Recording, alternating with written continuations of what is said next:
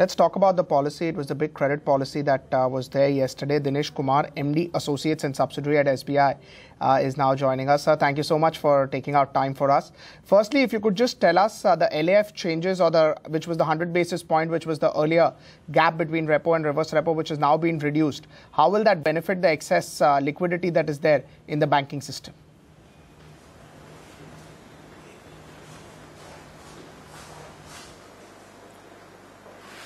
If you really analyze this particular piece, so what is going to happen is that in the reverse repo, the kind of rates which are being quoted, and also for the repo, now what is going to happen is that the banks can earn a little more when they place the funds in with the RBI. So that is a very plus in terms of 0.25 basis, 25 basis point they can earn more.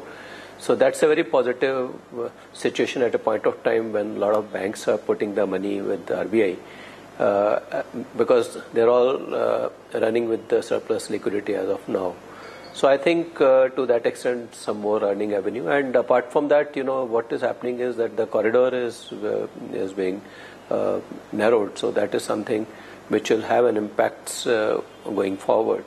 I would also say that this is also a situation where possibly we are moving towards the preparation for the SDF, which is being talked about in the policy. And also it will also lead to the convergence of short-term interest rate as far as overnight call rates are concerned and the treasury bill rates are concerned. So there was an anomaly which was seen in the recent past, and that will be addressed through this particular measure. Right, but in terms of short-term interest rates or marginal yields going up, it would not impact much?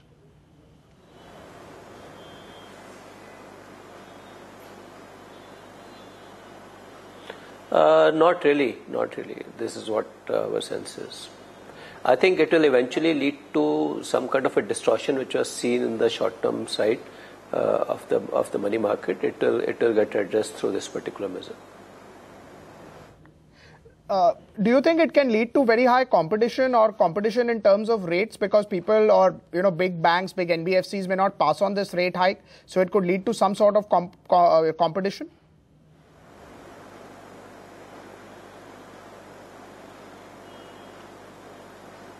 No, see, the point is that excess cash which is there in the banking system, it will earn a little more for the banks in particular. So that is something which is going to happen.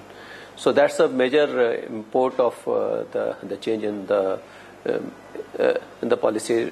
Policy rate has remained the same. So that's the kind of impact which we are visualizing. Right. Also, this time around, there was a big focus which was mentioned around the stressed assets resolution, tighter monitoring. All of this, once the guidelines are out, do you think it would be quite significant for the banking sector?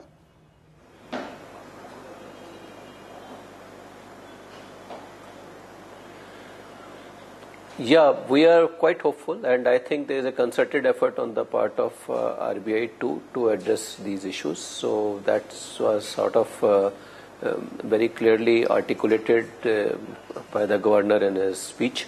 So we are hopeful that there would be various kind of concerns which are there for the banking system. They are being shared with RBI, and there seems to be an action which is likely to take place very soon. So I'm sure it will create an enabling atmosphere for resolution of the stress assets too. So at this point of time, there is a lot of speculation what may come in terms of asset resolution. Will there be a bad bank? Will government provide banks with the huge high capital so that they can take those write-off, or what will happen? But do you think that, at least the existing norms of S4A norms, various other rules which are, slightly tight or not that much workable, there may be some relaxation as far as existing norms are also concerned?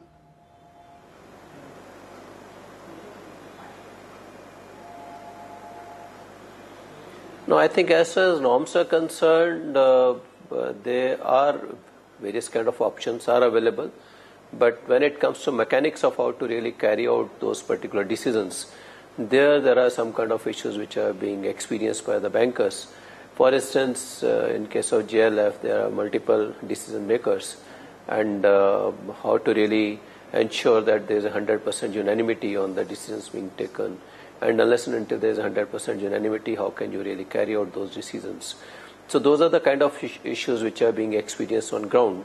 So I think, as I sense, there is a demand for empowering the oversight committee for sort of reviewing the resolution decisions which are being taken under 525. Then, I mean, those kind of all the four kind of things which are there from RBI. So, various tools have been made available, but somehow on ground it was being felt that really taking advantage of those tools was not really happening. So I think once the oversight committee, I mean, this is the popular demand from the banking system. If at all, oversight committee can have the ambit not only on S4A but on all the resolution proposals which are being put up by the banking system, maybe it will lend more credibility to the decisions. So that is something which is being attempted, and hopefully if it comes through, I'm sure it will go a long way in terms of ensuring that all banks follow and also lead to the resolution of the stress assets. Apart from that, as far as the ARCs, NOF, increasing the NOF for the ARCs are concerned, from say 20 crore to 100 crore, it will go a long way in terms of improving the cash component of the resolution, because as of now the ARCs were giving only about 15% in cash and 85% was by way of SRs. So eventually this step up in capital will enable them to pay a larger portion in cash, which also will create a very positive environment for resolution of the stress assets. Right. Sir, while we wait for what the RBI may come out for that NPA resolution, now the narrowing of the LAF corridor, do you think this is just to stem the short-term call money rate distortion, or is it a signal that the RBI changes stance to neutral? Is it a signal that perhaps policy could be tighter from here on, and we shouldn't assume that more rate cuts are coming in?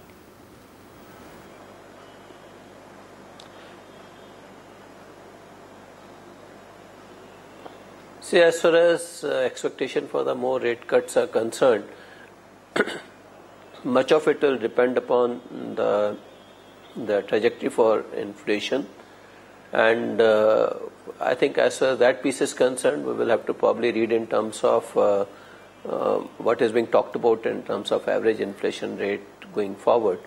The policy has very clearly articulated that in the first half the inflation is expected to be around 4.5%, average inflation to be around 4.5%, and in the second half they have talked about 5%, average inflation rate to be around 5%. And they have given the reasons, and the reasons are the monsoon being one, and the impact of GST, and also the impact of the recent release of DA installment. So these are the three factors which they have articulated when it comes to inflation. Apart from that, the other piece is that we have to keep in mind that maybe going forward, if the FII flows continue to come in the way they have in the past, and the kind of rupee dollar movement, rupee has strengthened significantly and has remained the most stable currency. So that is something which is helping India to be perceived as a favorable destination. So I think all that will lead to more of the money into the system, which eventually can have some kind of a effect on inflation. So I think all said and done, this is one factor. I mean, more money is one factor. Apart from that, how the demand really behaves and how the supply behaves, these would be the other factors which will have an impact on inflation.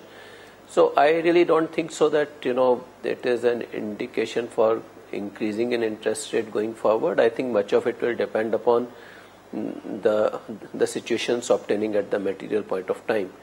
But yes, of course, RBI is mindful of what the inflation is, but at the same time, they are also equally concerned about the growth in the banking credit. And we have also seen that last year, the incremental credit growth was just about 26%. It does not really augur well for a developing economy like us. So I hope that, with this kind of I would say that the policy has captured practically all the ground level situations. So going forward, I expect that it will have, they will be mindful of the economic environment prevailing at that point of time, and will take decisions accordingly. Right. So does this impact the cost of funds for banks at all? If at the shorter end of the yield curve, there is a little firmness, if the short-term call money market rates firm up? No, not really.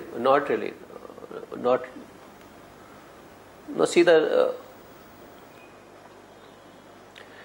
if you really look at it, reverse repo has been retained as it is. It's only the repo rate. So, and moreover, as far as the bank's cost of funds are concerned, much of it depends upon the deposit rates which they have.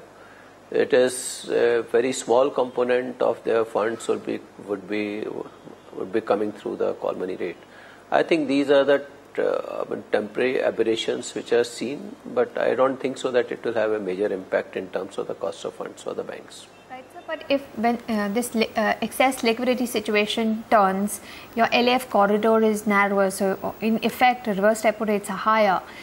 Say 3 months down the line, will the situation look different? Would there be any pressure to perhaps increase your lending rates? Would there be tighter liquidity, hence higher cost of funds?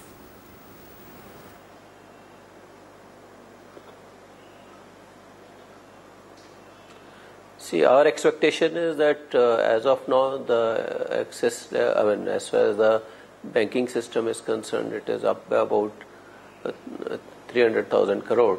But overall, we have also seen the movement post the increase in the withdrawal limits from the banking system. So then also our sense is that about 1,70,000 crore would be something which will be over and above what the last peak was. So to that extent, it will be a new normal for the banking system post demonetization. So I don't think so that the banks will experience the tight liquidity situation in the days to come. All right. So talking about the merger of SBI Associates with itself, what is the situation now like? There was an audit to be done, and then the integration of the data system was to be done. Where are we? Can you give us an update there? How are we progressing when it comes to the data integration?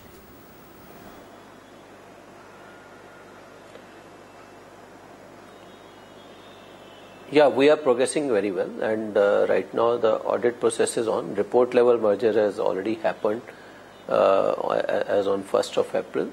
So, but as far as data integration is concerned, we are much on track, and we are very confident that we will be in a position to complete this process by May end. Right. Sir, are all systems completely streamlined now post the merger? Will there be any staff rationalization post the merger?